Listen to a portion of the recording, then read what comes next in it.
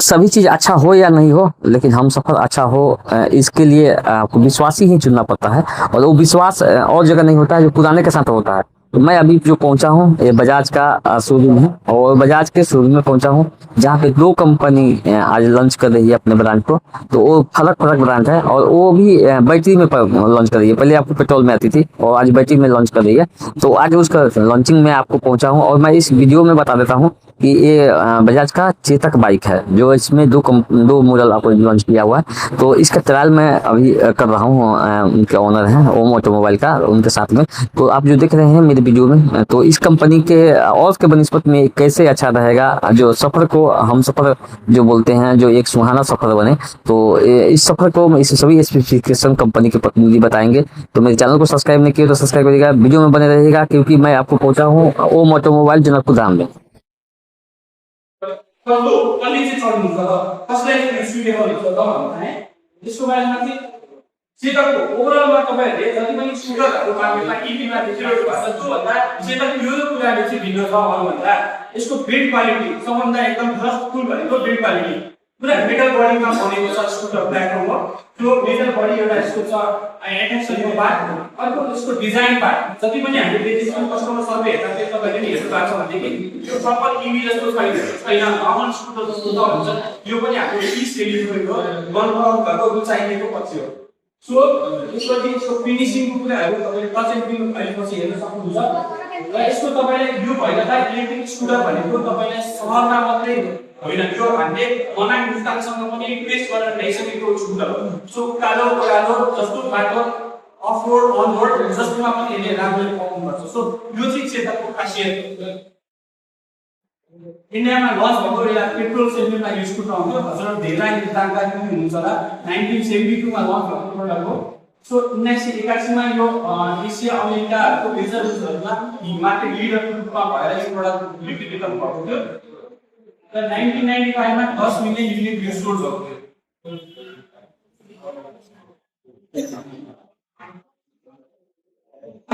चेतक चाहिँ पहिला पेट्रोल सेगमेन्टमा थियो, 2019 मा रिलन्च भएर इलेक्ट्रिक प्लेटफर्ममा बिक्री वितरण भइरहेको छ। इन्डियामा 2019 मा पनि यसलाई रिलन्च गरिएको थियो इलेक्ट्रिक प्लेटफर्ममा, र हामीले यो बिक्री वितरण सुरु गरेको छौं। एक वर्ष मोटामोटी हुँदैछ, र बीचमा हामीसँग स्टकको इस्यु थियो। हामीले भनेको स्टक डिमान्ड दिन सकिरहेको थियो। यसको बावजुद पनि हामीले 2010 युनिट अनवर्ड नेपालमा यो स्कुटर पुगिसकेको छ। यो चाहिँ हामीसँग जुन एक्जिस्टिङ मोडल थियो 350 मा त्यसले यसको कपी गरिरहेको छ। हामीसँग एउटा मात्र भेरिएन्ट, अब अर्को दुईटा हेड स्टक भेरिएन्ट भएपछि अप्सन पनि भयो। अहिले त्यो रेन्ज बढ्न चाहिएको अप्सन छ, बारेले कम रेन्जको बढी प्राइस हुन्छ नि लोअर भेरिएन्ट पनि अभाइलेबल है। र एउटा कुरा अब के चेतक जुन भन्नाले चेतक बजार बदिवासतिर के समस्याहरु पनि बदिवास पनि हामी सर्भिस सेन्टर छ, तपाईले त्यहीबाट पाउन सक्नुहुन्छ। धेरै इभीहरु पनि चाइनिज कम्पनीहरुको तामाङ व्यक्ति सर्भिस लिनलाई त्यही आउनु पर्छ। यो हाम्रो इस्यु छैन। जे बजाजको हामी युजमा छौं, जस्तो बजाजको टाउन छ सर्भिसको, त्यो कुरा यसमा पनि अभाइलेबल हो। फाइनान्सको लागि किन आउँछौँ, बजाज फाइनान्स भन्छ। बजाज फाइनान्सको एउटा फाइनान्स गरेर तपाईहरुले यो स्कुटर लिन सक्नुहुन्छ। बजाज या चेतक कसले भित्राउँछ त नेपालमा भन्दाखेरि गोचाकुसँग यो आबद्ध भएको प्रोडक्ट हो। र गोचाकु भनेको नेपालको लागि 100 वर्षदेखि विदेश गरिरहेको एउटा ग्रुप हो हैन। सो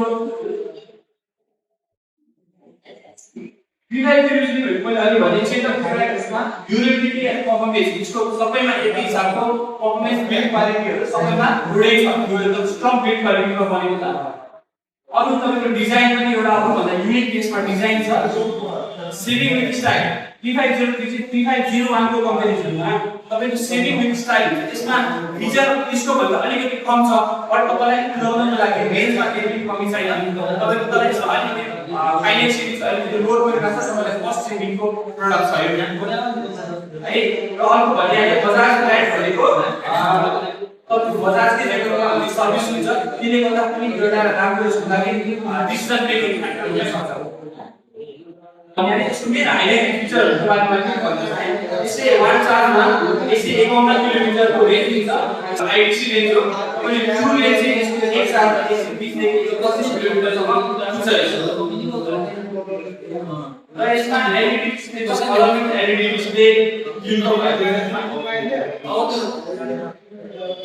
मेटल बडी तपाईले भने सेटलको सबै पनि प्रोडक्टहरु मेटल बडी हुन्छ सबैले सबै जति पनि सेटलको जुन पनि भेरिएन्ट छ सबै मेटल बडी बनेको छ अनि बिलबोर्ड तपाईको उकालोमा यदि स्कुटरहरु कहीँ जाममा पर्नु पर्यो भनेदेखि अब पिर पर्यो भनेदेखि 3 सेकेन्डको लागि स्कुटर मोड लिन्छ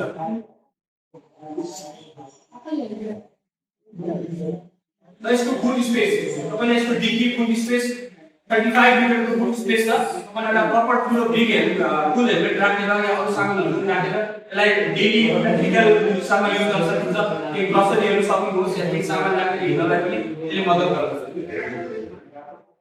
र यसमा मोबाइल एप गर्ने मतलब ब्लुटुथबाट म्युजिक र कल कन्ट्रोल हुन्छ तपाईको फोनहरु आएर त्यहीबाट उठाउन सक्नुहुन्छ र एयरपड चाहिँ लाउनु पर्छ स्पिकर हुँदैन र यो फिचर पनि यसमा इनेबल गरिएको छ र यसको समरी भन्नुपर्दा टप स्पिड 70 किलोमिटर स्पिडसम्म जान्छ यसको आइडिसी रेट 151 किलोमिटर र ब्याट्री क्यापेसिटी 3.5 किलोवाट आवरको ब्याट्री क्यापेसिटी छ लिथियम आयन ब्याट्री छ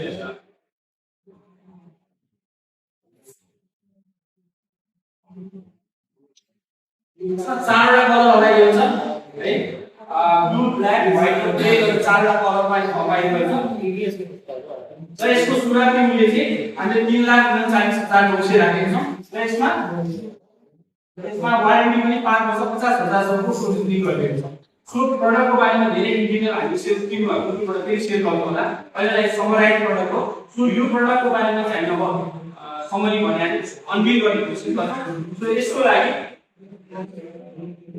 पार्टीले संख्याहरु चाहिँ सुरेन्द्र भट्टराई जो 2501 भनेको चाहिँ हामीले राइडिसी भाइबिसी भनेको त्यो साल अगाडि चलिरहेको छ सानसम्म चलाउनलाई सजिलो छ हैन त्यसका लागि हामीले चाहिँ राइडिसी भाइबिसी भनेर प्रमोट गर्छौं तपाईलाई र यसको चाहिँ यो कस्तो राइडिङ हुन्छ भन्दा चाहिँ सबै चाहिँ यो बिल्ड क्वालिटीहरु राम्रो छ यो चाहिँ अलिकति हाम्रो हाइट वाइज अलिकति लेन्थ वाइज अलिकति कम छ सो अलिकति इन्टी लेभलमा अलिकति भिडभाडमा चलाउने अलिकति सिटी राइडरहरुको लागि चाहिँ यो प्रोडक्ट अझै युजफुल हुन सक्छ र अरु बजाजको नेटवर्कहरु जुन जे कुरा सबै यसमा पनि यता केही सेमी चिप नै हुने भयो है र यसको पनि मिडल बडी फुल मिडल बडीमा त यो प्रोडक्ट यसमा चाहिँ टेल लाइटमा अलिकति चेन्जेस निकालिएको छ है ब्लू टेल लाइट भनेर चाहिँ यसमा अलिकति यो एट्याचमेन्ट पार्ट छ र यसमा पनि LED display call accept reject गर्न सक्ने फीचर इनेबल गरिएको छ र यसको डिजाइन पनि न्यू क्लासिक डिजाइनमा छ र यसमा एडिसनल डेकल पनि यो डेकलमा ग्राफिक्स पनि छ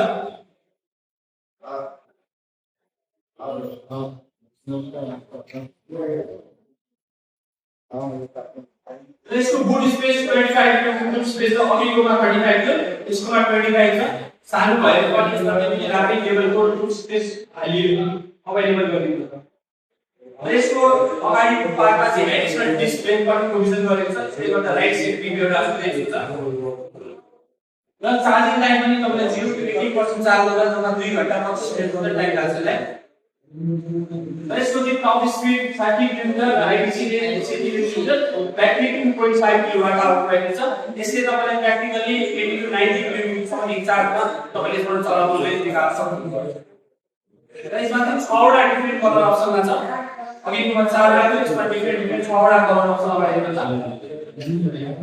र यसको चाहिँ इन्ट्रोडक्सन प्राइस मैले ब्रिफ इन्ट्रोडक्सन गरे यसको इन्ट्रोडक्सन प्राइस 2,81,900 र वारेन्टी 5 years 50,000 सम्मको यसको इनेबल गर्न सकिन्छ सो प्रोडक्टको बारेमा यति नै हो है डिटेलमा मैले भन्न र यसको